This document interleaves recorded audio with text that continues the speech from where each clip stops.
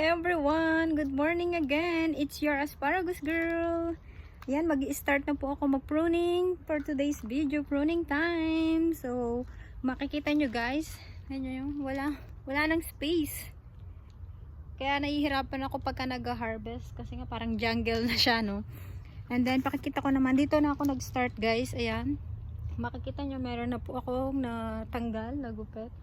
So, mag-start na ako. Ayan, pakikita ko po sa inyo. Kung mapapansin nyo, ayan o, diba? Maganda-ganda na siya. Meron ng, kita na agad yung bunga. Hindi na ako mahihirapan. Hindi kagaya, tingnan nyo dun sa may side na yun. Hindi ko pa siya nagugupit. Diba? Ang dami niya. Nakasayad na yung iba sa lupa. Ang hirap ng mag-harvest. Nahanap pa yung bunga. Sa ngayon po, kaunti pa yung bunga niya kasi bago pa lang yung puno. Kaya hindi pa siya ganun kadami. Nagpapalago pa ang puno ng asparagus. So yes, mag-start na ulit ako. Ayun doon, diba ang baba?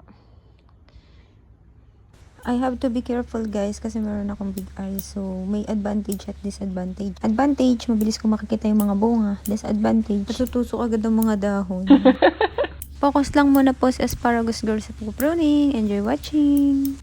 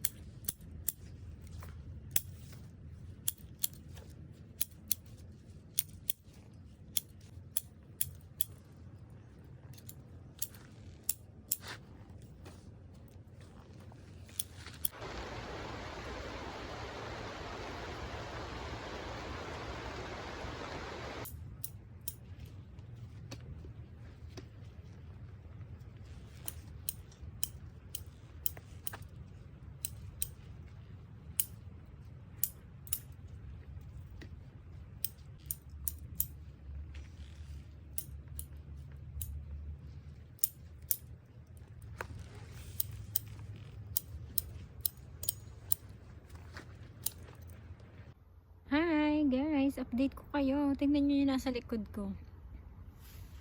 Yan, maaliwalas na.